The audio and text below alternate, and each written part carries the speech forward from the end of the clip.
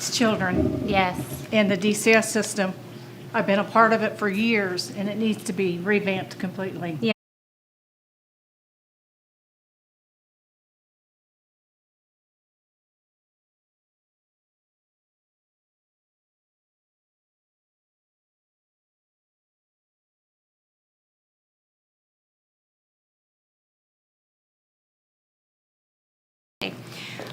With DCS, I've heard so much. I've heard it described as a system that is completely falling apart and has now been like duct taped back together. But the problem is that that duct tape is on a person. It's on a child. And so you could have a 13-year-old that's been in like 13 homes. I mean, like, how can a heart deal with that? I actually have personal experience with orphanages. When I was younger, my parents looked into adopting a child, and we didn't get to have the opportunity when he was younger. But when I grew up, I was about, I think, 13 to 15 years old, and I had a dream about this kid coming back into our family. And my dad did too. And so he actually reached out to this kid years later and asked if he would come and visit our family, and he did. And when he came and visited, he hung out with us and had a good time. And then my dad asked him, hey, would you like to be a part of our family? And he said no. And my dad said, why not? And he said, because I'm at an orphanage, I'm on a farm, and these boys that are with me are my brothers, and I don't want to leave them. Indiana, I believe that the Department of Child Services needs to be completely outsourced to the private sector. We need to completely cut it out, and we need to outsource it to the people that have actually been doing a good job, like White's Orphanage up in the Wabash. We need to look at having orphanages all over the state of Indiana. That is going to be something that's going to build the health of our children. But also, we need to enlist the help of pastors, because the reason we have orphanages is because we have broken families. And so we need our pastors to step up. Now is the time not to be secluded and inside your church, but to come out and let the light shine so we can be the city on the hill that we were intended to be. So thank you so much for bringing that up. Yeah, and so I want to share, though, we have CASA workers all over the state of Indiana that the judge appoints to a child. They get paid nothing. I think it's time for those people that have that heart is to bring the CASA workers in. They're the ones that have the heart for these children. They're the ones that are the grandmas and the aunts for the people. And so we need a big change. Yes. We're getting ready to do it. Yes, that's And we Indiana thank God. goodness. That's right. Thank you. I love you. You are a person that gathers the best of the best, and we come up with solutions. And there's just a couple things I was thinking about. The rail system in Indiana, I think that's a huge solution about connecting the small towns. Yeah. And do you want to just share a little bit about that? Yeah, I'm so glad you said that. It's true. We were kind of like, we were saying in our answers more of our plans for economic development, but there wasn't really a question about economic development. And the reason why that happened is frankly because the Indiana Economic Development Corporation is doing such a horrible job right now. They're really hurting Hoosiers. And so all of us on stage felt like we wanted to bring that issue to the forefront. But the reality is that you can use creativity to come up with ways to stir the economy in the state of Indiana. We do love the idea of using the rails that are already here. I want to challenge you to go online and look at Indiana's rails. Look at how many we have. Wouldn't that be amazing to look at the rails that are already there, revive some, rebuild some, build new ones if we need to, but we want to use that to connect our small towns. And when I talk small, I talk real small, like under 1,000, under 500. These are the small towns of Indiana that are actually dying. And so we want to go and we want to connect those small towns. We want to bring through the Department of Transportation the Indiana Goodness Train. So think of it this way. Kentucky has the Kentucky Bourbon Trail. Indiana has the Indiana Goodness Train. And that would connect our small towns. On that train, they'd have like a coffee cart. They'd have a kitchenette where the universities and colleges would be able to practice their culinary arts. They'd come through there so that you'd have tastings that are different all the time. And we'd only allow tastings because the whole point of being on the train would be that you would travel from small town to small town, and they would be the ones that are giving you your breakfast, lunch, and dinner, right? So this is a way for us to do very little as government, but make a huge impact for our small towns. And that's what we want to be about. That is truly what Indiana goodness is. It's saying that we believe in the people and the private sector. That's the answer, not government. So thank you for bringing that up. Love it. Thank you, Fred.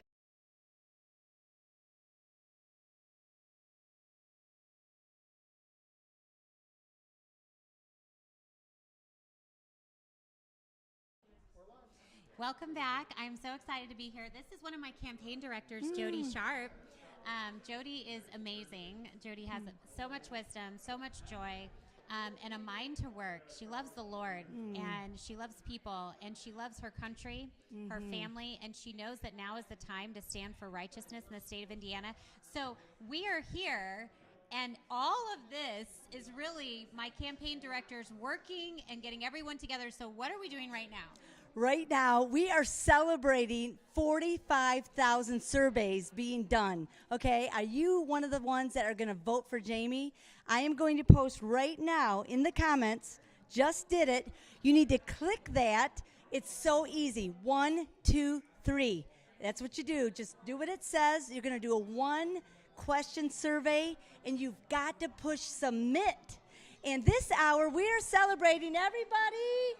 Jamie's birthday, 45 years 45. old. Can you believe that? She does not look at. Yes, blow the horns, everybody. That's great. Woo! It's a birthday party right now. So for the next hour, we're going for 45,000 to celebrate Jamie's birthday. Can you do that for us? Of course you can. Not only do you need to do it, but I need you to submit that to everyone you know right now. We're going for 45 to celebrate Jamie's 45th birthday. This is exciting. How do you do 45,000? Like, how do you get to that number so quickly? It's super easy. You're just going to go to the comment section. You're going to fill out the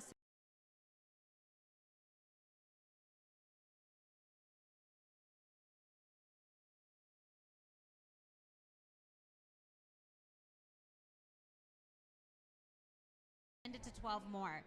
That is how you reach that 45,000 number. It is not that hard. Listen, in the United States of America, we are a republic. We also know that we have to elect people, and the people that get elected have to have the majority vote. That's right. So how do you get the majority? It is not with millions of dollars. People know people. So what we're asking you to do is we're asking you to go to the comment section right now and look at that survey. Push that survey button, take the survey, and then copy and paste to 12 of your friends and say to them, send this out to 12 people you know. It's really easy to do, and we can do it. You're in the state of Indiana. You know how to build. So Jody Sharp is my campaign director. She's here right now, and she just pushed that button, giving you guys the opportunity to do that survey. Help us. Come on. Let's reach our goal for Jamie's birthday. So exciting. Where are we at, Abby? How many? We've got 70. I haven't heard a bell ring. Let's everybody ring those bells. Come on. They have the bells There we here. go. That's right. Every time we They get have 10 bells. people, we are ringing our bells today. So come on. And you know what? We're going to go from our surveys, and we're going to be drawing gift cards for the next 4 hours. So you got to push submit, and your name could be drawn to win a gift card. Take the surveys. We're doing it right now. Now's Thank the you, hour Jody. for Reitenour. Let's go. Awesome. Rally for Reitenour. Here we go. Happy. So education was something we talked about tonight. Paige Miller is my head of education. She is the one that has crafted this incredible plan for the people of the state of Indiana. K through 5, we're emphasizing on the core subjects. 6th grade, and by the way, technology out K through 5. 6th grade, we're bringing in that mentor relationship from professionals that are in the private sector. We're giving them this opportunity, right, to mentor our kids and prepare them for what's coming in 10 years, innovation, technology, AI. They need to hear how these conversations are taking place. Here she is. When it comes to education, I was a teacher for 33 years, and one of the things that we continue to focus on is 3rd grade. There's a reason we do that, because we know statistically if we don't get kids caught up by the time they're in 3rd grade to reading on grade level, the chances of them ever catching up are less than 5%. So knowing that, the focus is on 3rd grade. What I'm here to tell you is the failure rate of iLearn is not based on just 1st grade or 3rd grade. It's based on what's happening in 1st and 2nd grade. And when having been a 1st grade teacher, I will tell you that when they come to us in first grade, they're coming from all different places. We've got some kids that have been in a daycare preschool since they were 2. They come to first grade with 50 to 75 sight words and they're ready to read. We also get some that don't even know all of their alphabet. And you put 25 kids in a room like that with one teacher, and it's a recipe for disaster, and that's what you're seeing. Because when it starts that way in first grade, and we are teaching to the middle, which is what you have to do. We have to be honest here. You can only differentiate so much with 25 little people in one classroom. So what we're proposing, what I really want to focus on, is we can't keep doing what we've always done and expect different results. That's right. I have a great plan for things are going to look different. I've already talked with superintendents that are wanting to pilot. They want to come on board with us. This is awesome. And I spoke with one the other night for almost an hour. And she was like, where have you been? You've got it. And I said, well, I've been teaching. And I've learned a lot in my 33 years. I've taught a lot of different things, things from high ability to third grade Title I reading, where all of my kids passed. It can be done. That's the hope we bring. That's right. It's not that we're doomed. We are in big trouble. But the Titanic hasn't sunk yet. That's right. And I'm here to say we can save it and we can fix this. It can be done. And what it's going to take is focused learning. And the state's all excited. I've been down at the State House since they've been in session. And, they were all excited about the science of reading, and they talk about best practices. And I even testified, and at one point I said, how do best practices get developed? Over time. You're putting all your apples in one cart with science of reading, but how are you sending it out to the teachers? What are they being taught? What is your professional development? Yes. And unless we're going to focus back our professional development to becoming better teachers in the classroom and forget all the nonsense and all the noise, because that is not making us better. Yep, that reminds me of how we've talked about the importance of having licensed teachers. We want to give our teachers the opportunity to get their license, those that don't, but we also want to make sure that we are paying teachers what they deserve. I mean, they are helping us bring the next generation to a place where they will come out of school and contribute to community. So we want to pay those people. We want to make sure that they are encouraged. We want to make sure that they've been prepared properly for their classes. And that's what I love about Paige. When Paige and I sit down and talk about all of her experience, and no teacher will be alone. She's going to be giving you the videos of ways that you can teach your kids. She's going to have a staff that are also teachers that are ready to support you. This is the kind of education you want in the state of Indiana. This is Indiana goodness.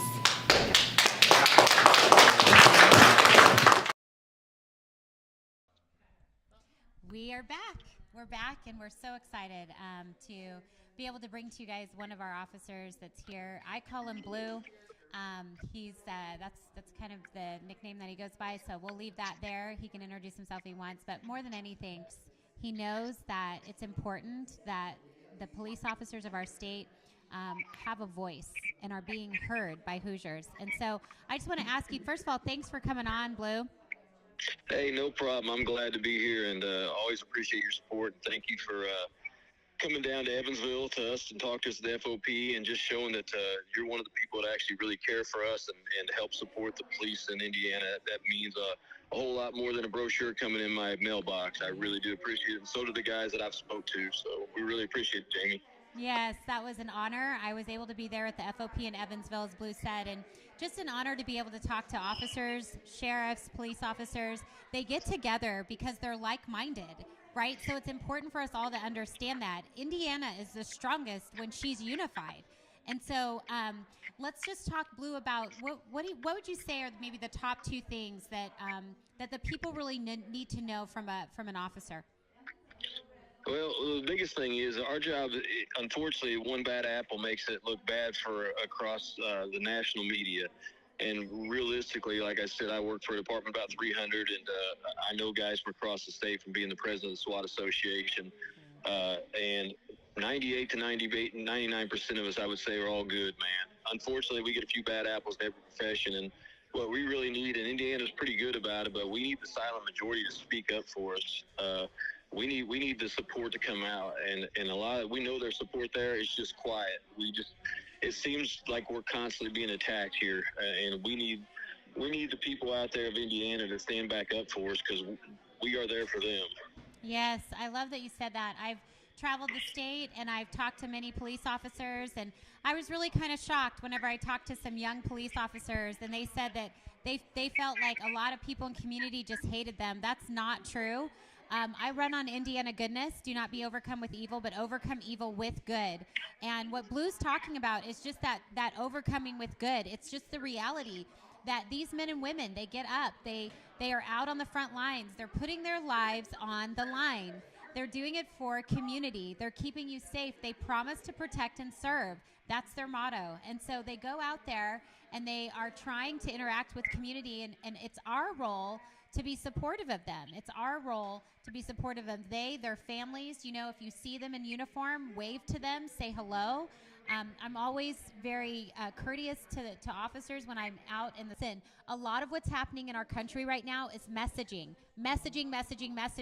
What's happening is there's a negative message out about police hand. You need to say thank you. Blue, that I told some of your officers, and I continue to say, for every negative comment you hear, you just remember there's 10 positive comments being said, because the state of Indiana, we support our police officers. We are thankful they protect and serve. And we're going to make it very clear in my administration, we're going to have all of the police officers that want to come up stand, and I'm going to be able to stand with them and say, look, this is about goodness. It's about coming together as a community. It's about moving forward. We want to move away from crime and into education. That's what we want. Let's get away from crime and let's do excellent in education. Okay, so that's the goal there. So, Blue, thanks so much for spending some time today. I really appreciate your time. Yeah, again, Jamie, man, we couldn't appreciate it more. We're seeing that there's not a lot of people that come down and do the grassroots level and walk with us and talk with us and actually ask us what's going on and what can be improved. Like I told you before, we get a lot of stuff sent to our mailboxes that has a lot of stuff that's not really true that's sent. It says it's supportive of us. I can tell anybody that's on here that Jamie Reitenour is 100% supportive of the police and the community and the people of Indiana. And we greatly, from the SWAT Association all the way to the southern part of the state, we appreciate everything you do for us. And if any other officers on here, I just want to let them know this is the woman to support. We really appreciate it, Jamie. Thank you very much. Thank you, Blue. Thank you for that endorsement. It really blesses my heart. Tell Leah I said hi. You guys are a great couple. You're great goodness in the state of Indiana. So thank you for being here today. Thank you. Hey, we really appreciate it. Thank you, and good luck with everything. I can't wait till you win on May 7th. All right. Sounds great. We're excited. So that was one of our officers, and we will be back in a few minutes.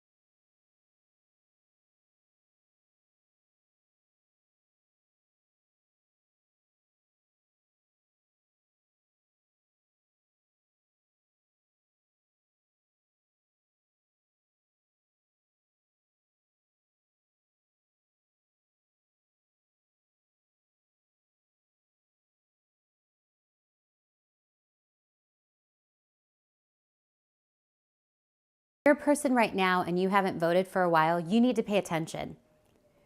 We are in a time in our country where truly every vote does matter.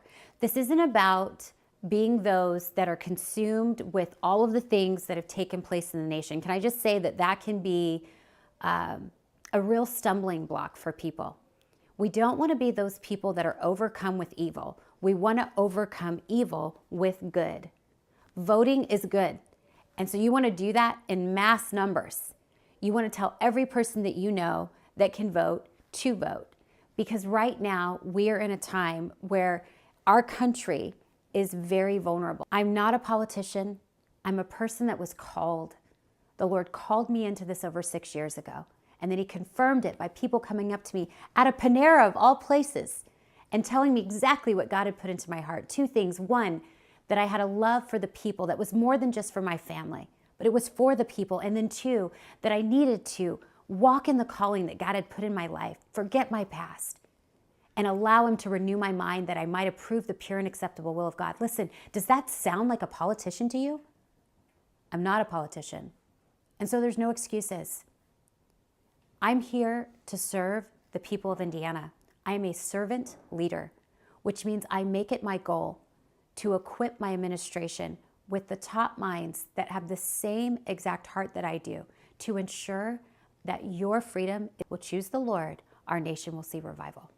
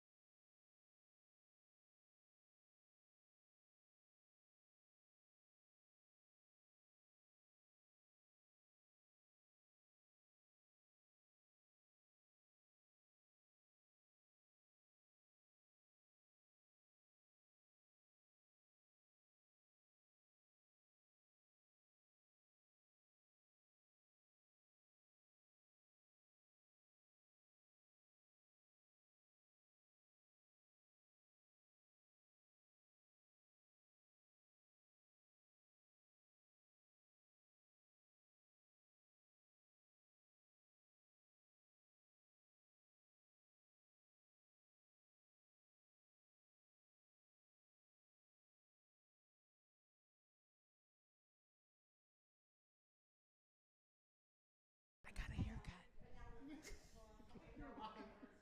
Hi, I'm Paige Miller, and I'm Jamie's choice to run the Indiana Department of Education. And this is my choice, Alicia Decker, to run the early childhood program with me. So, Alicia, she's going to tell you a little bit about herself and what she's been doing. And then how we're going to work together, we'll cover that with you. Sure. Hi, State of Indiana. I am a former teacher in IPS. I resigned just last June. Just last June, I served IPS for 10 years as their pre-kindergarten teacher in one of their magnet schools. My resignation absolutely was a leap of faith. And actually, Paige and I, we have worked together a little bit before. We have a history that's fun to share as well. But we both kind of stepped into this campaign and are walking forward together with an immense amount of faith.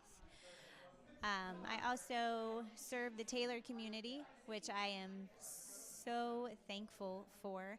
I help supervise their student teachers in their last semester of teaching in their transition to teaching program, which has been such a incredible gift, really a gift, ahead of the work that we want to do at the state level. It's been so great to be in these schools and to work alongside new teachers, which I would love to talk more about.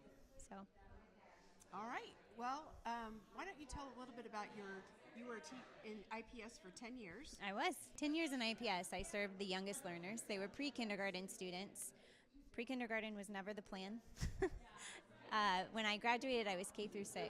So I was offered, I did have my 2-year in early childhood, so I was offered this position in IPS. It was their pilot year that they were doing a fully funded pre-K program.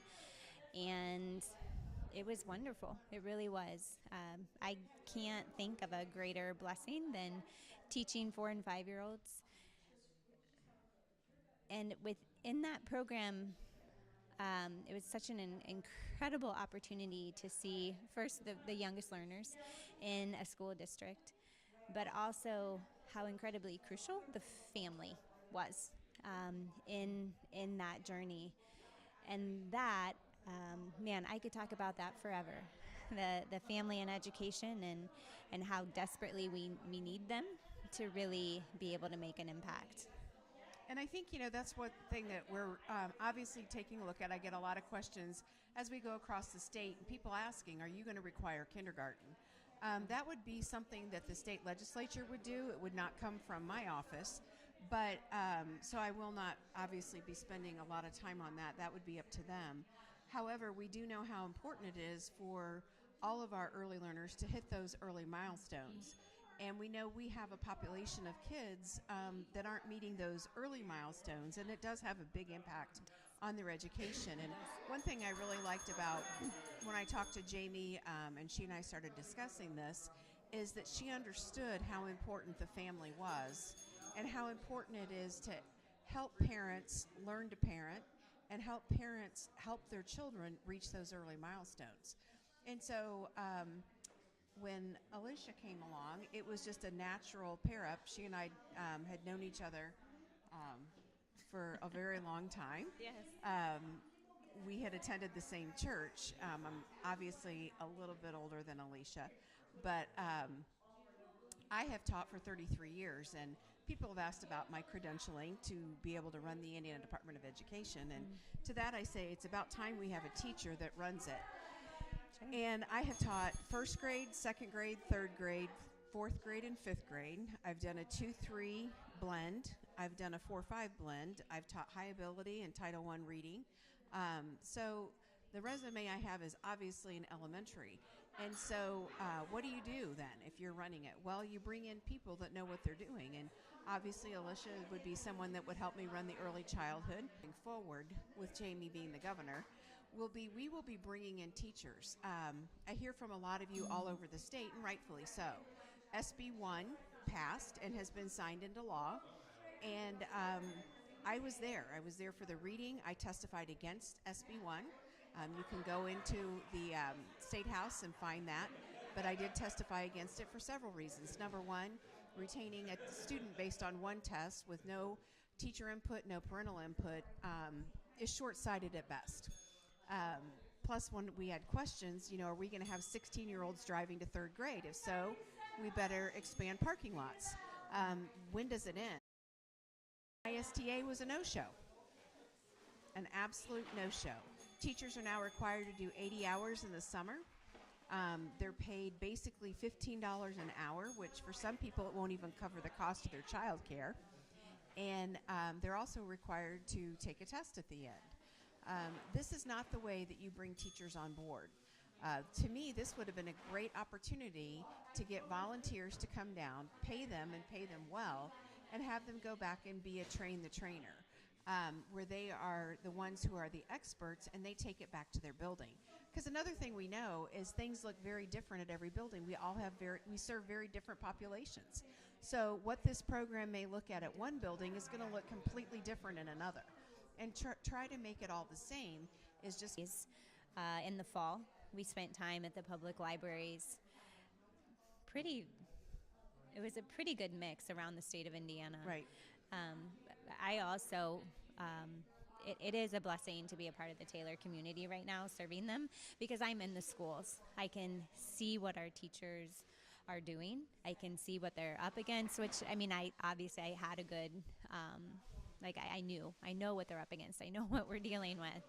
But I also, the one thing I hear from our student teachers or our first year teachers is that we can't do this alone, and we can't.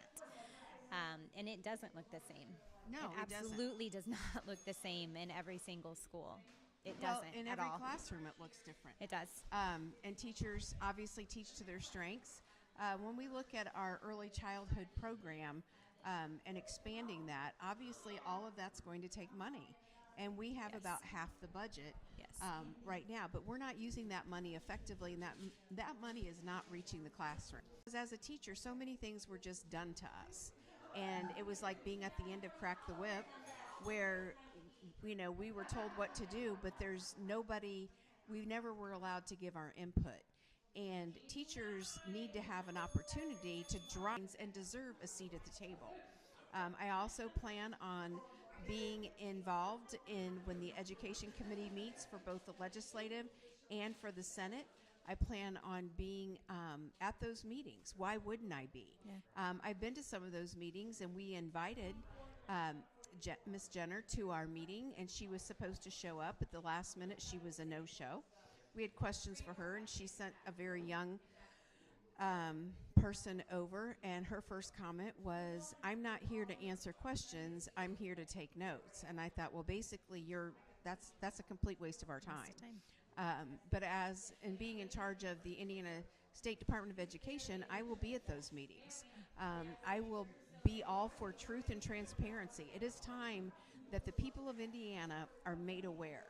And I will tell you, if I'm in a meeting and they're not willing to listen and do what we would like to see done, we're going to go to the news media. You have a right as a voter to know what's happening. And our education, we have over 130,000 kids across the state that are not proficient in iLearn. And that is basic reading and math. It is a crisis, and no one's talking about it but our campaign. We're also not only talking about it, but we have ways to solve this. And we're excited to get in on day one in January and get started. So when you come back, you'll still have us here, and we're happy to answer questions, so go ahead and send them in.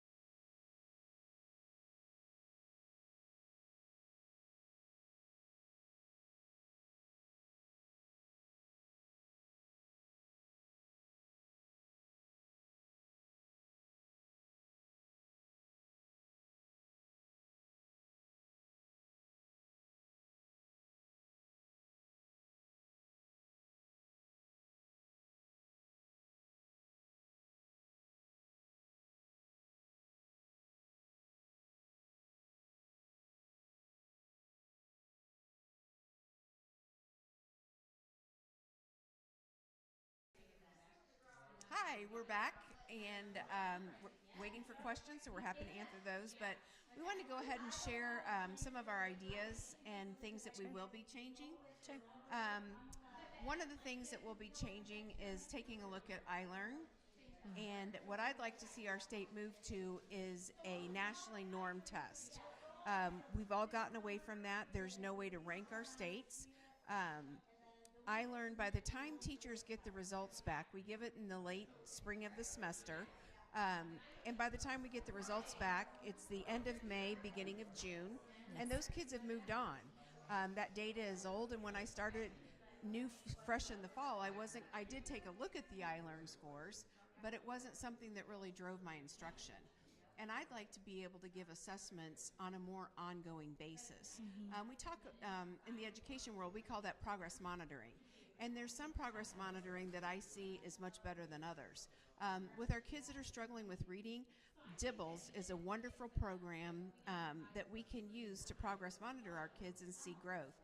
And if we don't, we give that about every 2 weeks, we can monitor and adjust their learning right then. What we can't do is go all year and wait till the middle of April, end of April to give a test, get it back at the end of May or June, and it does nothing to drive instruction. When we talk about different assessments, we want to give assessments that are going to affect their education the next day, the next week in school. That's what should drive what they're learning. Yes. What did you use for your progress monitoring? We used, in pre-K, we used the state early childhood standards. Okay. And it was fine, but it was lengthy. It was very, very lengthy, and it was all observational. So the IPS district just started using a reading curriculum, especially for our youngest learners, pre-K, say 2 years ago, and it works well. It's Heggerty. I think other districts use it. I know you're not familiar with it. Actually, I have familiarized myself because it's Okay. come up. Okay. And people have asked me about it, and so I decided I probably needed to learn about it. That is one thing I think about teachers is we're always learning. We never Yes. say no. Yeah. I've started to take a look at a lot of different curriculums. When we take a look at curriculums, if curriculums drive the narrative, and curriculum is very, very important, and that's changed. One thing we're going to be bringing back in education is mentor teachers, and we are going to pay them quite well to be a mentor teacher. Yes. And that was a program that we had when I started in the fall of 1983, or 1987. And I had a fabulous mentor. Her name was Carol Lauer. She taught first grade with me. And I honestly don't know that I would have become the teacher I was without her help and her direction and her encouragement. And that's really important in our profession. People don't know this or think much about this, but teaching, grabbing a cup of coffee at the coffee maker and catching up for 10 minutes. In fact, there were days when the kids went to specials, we had a break, but that was time to really work. There were lunches. By the time you drop your children off to lunch and pick them back, cups of yogurt standing over the copy machine. And so teaching is collaborative, and so we need to give teachers time to be collaborative. So we're going to work on that as well and give them time to work with a mentor teacher. We're also going to be addressing class size. I hear that from teachers all the time. Class size matters. There's one of us and so many of them. And we live in a culture now where we have kids that do suffer a lot of mental illness, and you can't give a teacher 34,000 applications. If you're not happy, leave. Yeah. Now it's completely different. But we're going to have licensed teachers licensed to be able to stay there, and especially in the elementary. Middle school and high school is a lot different. If I have a retired chemist from Lilly that wants to come teach chemistry, absolutely. But in elementary school, there's a reason we get a license. I've had a lot of questions about the science of reading. We all know that there were failures. There was failures with curriculum. For example, I'll call it right out, Lucy Calkins. That was a complete catastrophic disaster. It had zero skills. The kids didn't learn. And then we looked at, our COVID. We haven't even talked about what's happened. What's our plan for these kids that missed up to 2 years of in-school? I have heard from some where they are. Yeah. We need to find them. So we've got a big job. We've got a huge job, and we know that. And we know it. Trust me, it's a heavy lift. It's a very heavy lift. It keeps me up at night. But I'm excited to jump in. I've got a great team that I'm working with, and it's exciting to have the opportunity to make big changes in our whole state. We will ask for pilots, people in districts and schools that want to pilot our program, obviously before we roll it out, because we're going to work out the kinks. We're going to change the way curriculum comes across to the districts. We've got a lot to do. And we are teachers, so we understand. And I do plan to have a cabinet of teachers to advise me. I don't know everything. I'm the first one that will tell you that. I don't know everything. I'm ready to learn, I'm willing to learn, and I'm willing to make this a collaboration amongst teachers. Yeah, I'm going to jump in here behind the scenes. Are you going to be an in-house director, or are you going to be out in the classrooms? No, our team will be out. It's kind of a joke. We're coming. We're coming. In person coming. I'm not a big meeting fan. Those of you that ever talk with me and know me, I believe most things can be done in an email. And I tell everybody that my meeting room is going to have a big tall table, no chairs, because no need to get comfortable. You're not staying. And we'll have assignments, but our team will be out on the ground. We will be in the schools. We'll be talking to teachers, administrators, because we have an issue that we've got to talk about. We haven't yet, and that is some of the behaviors that are going on in our classroom. We are going to have to address that. It is stopping the learning, and no child has the right to interfere in another child's learning. I was in the classroom. I watched kids tear up an entire classroom. I saw classes taken out in the hallway for 2 and 3 hours, where a child was allowed to tear up the classroom, and no learning's taking on in those 2 and 3 hours. And they say, oh, well, we need you to teach in the hall. Well, if I don't have any materials, it's very difficult for me to do that. So we're going to be addressing behaviors, and we're going to be addressing what's acceptable. And hurting a teacher will never be acceptable. Amen. I will tell you, we will be keeping track at the State House of the number of injured teachers. And it will be public. We will absolutely report that to the public every month because that matters. And I don't think people have any idea that our teachers are being injured by students. Our substitutes are being injured by students. And you know what? You do that out in public, it's against the law. And you know what? We're going to teach kids self-control. There are things we can do to help them, but allowing them to hurt staff and other students is not the way to go. Yeah. Disrupting the class. Yep. I think it's become more transparent since COVID. Parents have been a little bit more involved in the classroom to see how much behaviors are disrupting their child's learning. Right. It is grand. It is. It is. And it does have a huge impact on learning. It does. And when they're screaming and yelling. Yeah.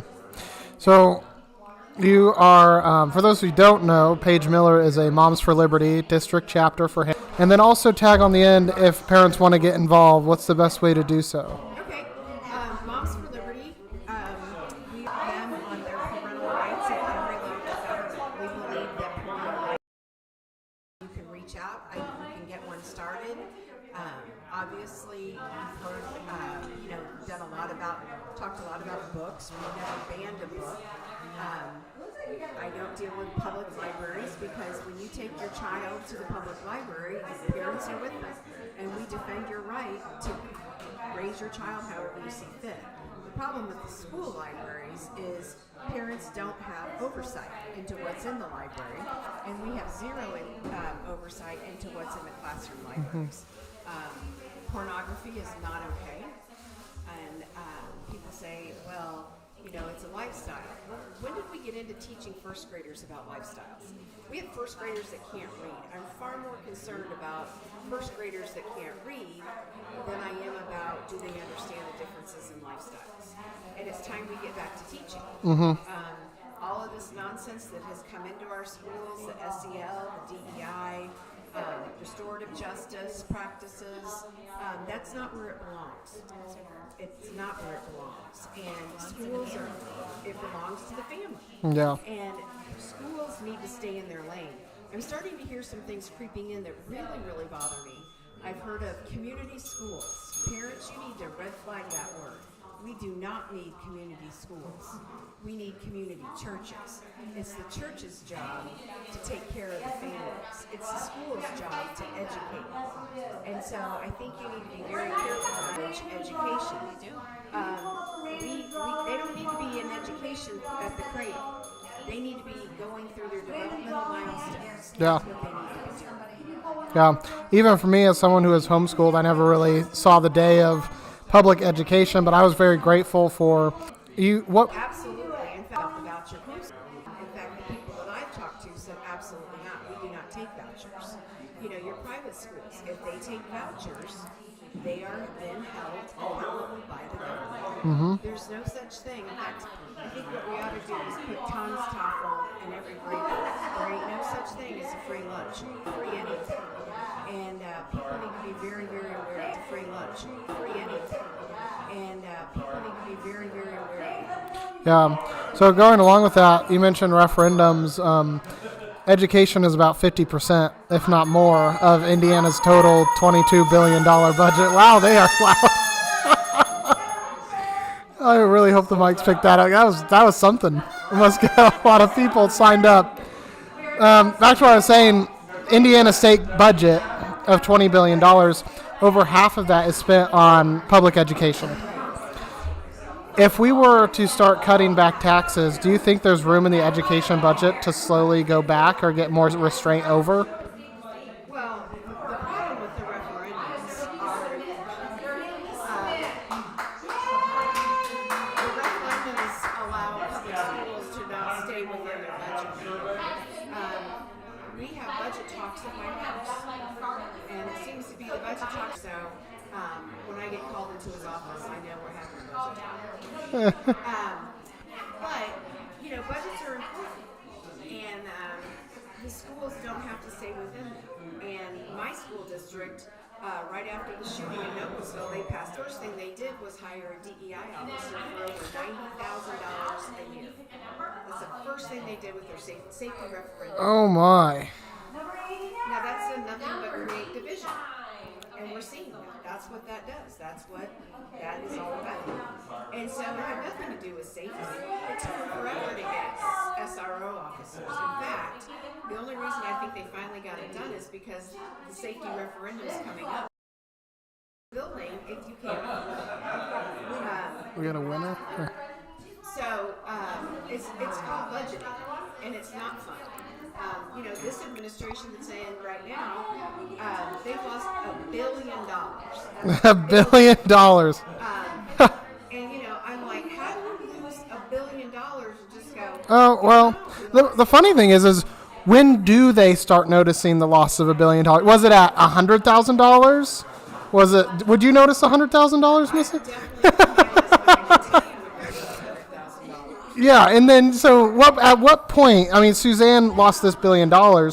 At what point did she get that committee together, that bipartisan committee that she put together to find out where that money went? Like, what are we doing here? At what point? Was it at 100,000? Was it at $1 million? Find out where that money went. And they've lost $1 billion. Yeah. And it is a big deal because what's happening is Child and Family Services, and they're wanting to cut back on those services. I haven't seen anybody say, well, you know what? No, we're going to cut back on services to kids that are severe and profound and need medical services. That's what we're cutting. It's outrageous. And that's one thing we will talk about. How top heavy are we? And that's what I'm saying about the budget. Yeah, we have a huge education budget, but it's not hitting the teachers and it's not hitting the classrooms. And that's where it's needed. We talk target. Yeah. You can. They're not going to get hit. They're not going to need to go for stitches because some child hit them over the head with a whiteboard, and now they need staples in their head, which happened in our building. That doesn't happen when you're working at Target. And so we wonder why. And so funding education has never been, if I hear one more time you get your summers off. Well, you know what, teachers this year, they don't get their summers off. They're going professionally, where they work. In my first year of teaching, I was a nanny, and I had to bank that money so I could be a teacher during the year and still pay my bills because I didn't want to live at home. Yeah. And so that supplemental income, and the crazy thing was my first year teaching, I made more money as a nanny than I did teaching. I believe it. I mean, teacher salaries is just outrageous. So tell me about your experience in younger education. That's where you're at, right? Your experience in younger education. In a pre-kindergarten classroom with IPS. At that level, you should ask your pediatrician about this. Some is delay or another behavioral issue. So that is really hard for teachers in that role. But it's issue, because if it's not addressed, it's going to keep building. So that's a part of our plan for our youngest learners in our state, is that we have to work really closely with the family, and we have to be very honest and open with the family, and the family needs to be open and honest, and we need to get them there. But it has to be together. It absolutely has to be with the family's help. And I'm sure it's hard for parents to hear that. It is. Yeah. Earlier, we have those occasions. Yeah. To get out and vote. We're getting 82,000 voters tonight. So it's something to look forward to. We're going to go on a quick break and we'll be right back.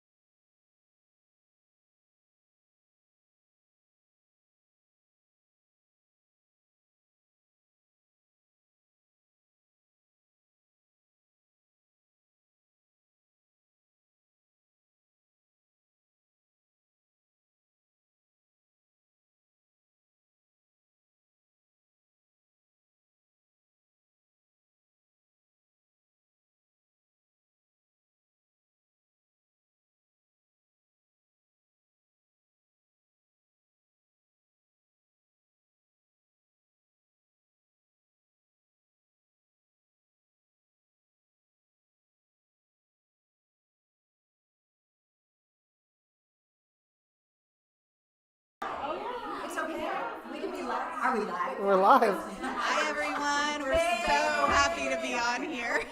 Who are you? I'm Shannon Smith, and I've been hanging out with Jamie now for 2 years. Okay, and I'm Mary Schmidt, and I've been hanging out with her for 2 years this fall. So we're just going to give you a little information of how we met the next governor of the state of Indiana. Go first, Shannon. So back in August of 2022, SB 1 laws were being changed, and some of my friends from church said, Shannon, we're going to go and we're going to stand for life. So the four of us made our posters and got together and went to stand at the Capitol building. And that's right. And so that's when our state was deciding that it was going to be to be able to have that question, because we really believe in life in our states. Across the board, we believe that the child, that it's life from respect and that. So we thought to stand for life, and it was on a day where there were a lot of people who were there for choice. And so Jamie picked us out in the crowd because it was pretty easy to find the like-minded people. So Yeah, the Holy Spirit does that. So it was quite a scene. There were a lot of people who were really angry that day. And, the Lord loves all of us. So on that day, Jamie walked up and she introduced herself and she said, the Lord told me to be the governor of the state of Indiana. So, yeah, well, I was like, wow, that's pretty awesome. So didn't expect this. She came out to our house about a month later and talked about all the ways that the Lord has led her. And so, again, that was about 2 years ago. And she spoke with our whole small group. We had about 40 people out. That was such a special time, I was saying. And so, a blessing I never expected to be part of. This is what's going on. This is part of Indiana history. And early on, I asked when I first was in his house with history books to our kids, because this is something that you have never seen before, ever. It's our Lord Jesus Christ. I just love Mary and hearing all of her enthusiasm. She's so much fun and really helps us stay fired up. Mary, why don't you tell us how you came to Well, how I met Jamie. Okay, I worked on a campaign in 2022 for our state Senate seat. And the woman that I was helping did not win. And I thought, yeah, there she is, Jody. She did not win as I watched the politics. And I said, so I said, Paul, what are we going to do? We can't quit fighting for our kids and our grandkids. And you know, my dad was a World War II veteran, and he laid in a field in Germany. And he was dead by a German soldier. And I don't know. So, the Friday after Thanksgiving, my prayer partner, Wendy, what is Wendy's new last name now? Wendy Church. Wendy Church, which is on Jamie's team, had called. And, well, when Janet says, the Lord said, I go, okay. Do you have people in your life that you know, that you know? All right, so I decided to go with her. So we're sitting in a Chili's in Lawrence, Indiana. I'm sitting in a booth with my arms folded because I'm like, so the first thing I did is I went, okay, this is interesting.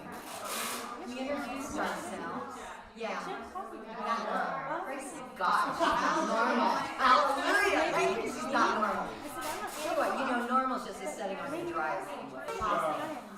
Well, normally when you first meet Jamie, initially she talks about the Lord, Spirit, Jesus, and campaign,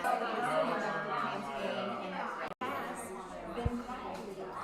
And an example of people coming to understand that, I had a teacher friend that I taught with all of my friends, and we meet the first Sunday of every month to pray for our county, for our city, for our county, for our region, for our state, for our nation.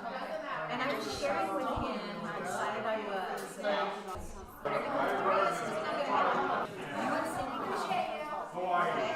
You and Cindy come. And I'll talk to you afterwards. Well, they came. They heard. They asked her questions. And I went over to him out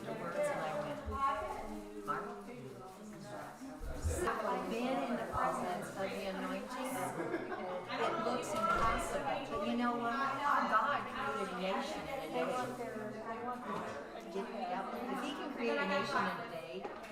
Well, he can do anything. We know that. Absolutely anything. So that's for me. There's We're supposed to have some food now. So what we're out here doing today, we're working, gathering votes for Jamie. It's kind of like knocking on doors. You know, it's knocking on doors, but we are accessing technology. And accessing technology, and you know what's even better about how we're doing it?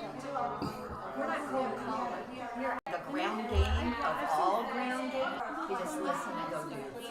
I don't know that many people realize this, but it's amazing. I've been with Jamie now for 2 years, and she trusts the Lord. Hey, something's going on here. 76,000 surveys filled out, right? That's to vote. Okay, hang on. This is awesome. Wait, I got the glasses. You got the hair. Well, see, I've got glasses. Okay. We'll start wrapping up. Wrap it up? Casey, I'm blind. Listen, here's the deal. When you get me, you get the real.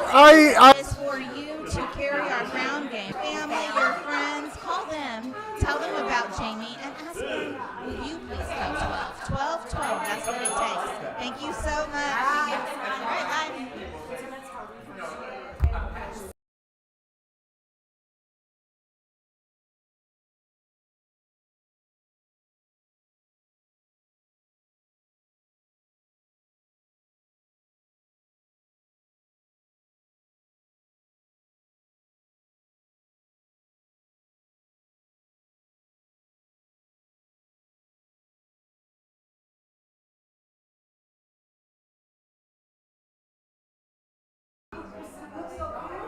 Hi, everybody. We're so glad you guys are here. You can tell there's a lot going on. And who's this beside me? This is Dr. Dan Stock. And you know what? Just for you, he's wearing his lab coat because he does not normally do that. But we said sometimes people are visual learners. And so for those of you that don't know Dr. Stock, which would actually be surprising, this is one of the doctors that has been a champion. The point that was going to tell me, you know, is what everybody else saying even close to truth, because it keeps changing. Leading the way in medical freedom. So what would you say would be the top 3 things that we need to do in this state? Well, I think definitely the most important thing would be to make a law that actually bans having a non-compete, non-contact clause in the contracts of doctors or other providers in the state of Indiana.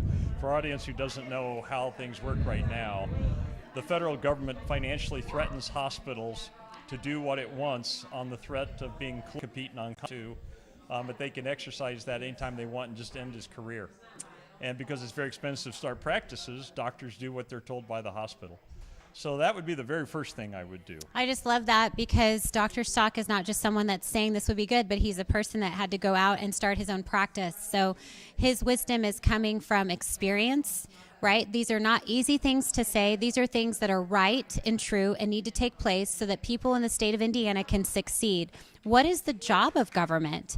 To facilitate an environment for its people to succeed and thrive, a safe environment for that. And what we're finding is that we've got all of these big hospitals that are squeezing out doctors and session in the state of Indiana. We need to lead the way in this. So yes, making sure that there's no non-competes in the state of Indiana. Lawyers have that law. And for that, it goes directly to the executive branch, was the state of Indiana needs to quit taking federal money. For people who don't understand how things work, like with what became SB4, the bill that was expanded, supposedly to improve public health, although I would maintain that there really is no such thing as public health. Health is always private. But in order to make this financing of this big rollout of Indiana government-financed health care, the recommendations of the Center for Disease Control and the National Institutes of Health, if you take this money. And if you decide, well, no, I'm not going to, know this, that they come with enormous strings attached, and if you don't do what the federal government says, then they'll just come financially bankrupt you. It's going to be important for Indiana to say, look, we're not going to take that money. And honestly, I would tell people it's financially better off if you don't take the money. Usually these federal, that you end up being a financial loser, and at the end of the day, you'd be better off if you just said, no, we'll not take that money in the first place when we may not maintain our independence. What Dr. Stock is talking about is the reality that as governor, you're going to look at that budget that you've got. All of the different departments are going to go to the budget agency. If we keep taking more and more money out of the state of Indiana, and so we have a plan as to how we're going to phase it in. We're not going to come in and just say we're cutting it off day one because there's so many people that are affected by it. We're going to look at every single program and we're going to say, okay, these programs we're going to make smaller, and we're going to show you as the state of Indiana that we've reallocated money in a such way that everybody can have their needs met the way they need to be. And then we're going to start announcing, hey guys, we're not taking this grant, we're not taking that one. And it'll come to a point in time where we say, okay, overnight I could do that because I don't know how many people are affected by it and where they've put all of that money. And so there's some people that are heavily relying on federal money. They just don't know it. And so that has to be, a good leader's going to come in and give a warning and say, hey, everybody, this is what we're doing in this area. This is why we're doing it. We're going to give you time to understand that, but then we're going to deal with this the way we need to. Strong states make a strong United States. And that's what we're looking for here. We're looking for governors in states. And so the states, we're watching states that are saying no to the federal government and yes to the people that are in their state. And so this is a good time for you guys to hear this conversation. It's very, very necessary. The reason why I short federal government, we have to have real conversations going to affect you, so please be ready for it. Have anything to do with doing a good job leading. In fact, I'll give you a biblical principle for that. In the Old Testament, the Lord says to Joshua when he goes into the promised land, he says, I'm not going to give you the whole land at once, lest the land overrun you. And so I'm not the kind of leader that's going to pull the rug from underneath the people. I'm going to communicate to you the plans so that you can hear it. And when you hear it, so that you can see it, and then you can run with that vision. And I think having professionals like Dr. Stock here that are telling you how necessary it is, right? This is his profession. He's coming not just from a perspective like we do as clients. This is strings attached, and these strings that are attached are impacting your medical freedom. That is an important conversation to have, and I'm so glad that he brought it up. Yes, do we need to cut strings with federal government ties? Yes, we do. I agree with that. I do think it's very important for everybody to understand that Jamie's completely right. The federal government is so invested in a problem. We would have hospitals. One of the most important things that I've not seen from any of the other Republican candidates right now is anybody who's willing to just stop taking more money. Yes, that's good. The fact that SB4 actual money with more of these ropes attached to it. That's great. I love that.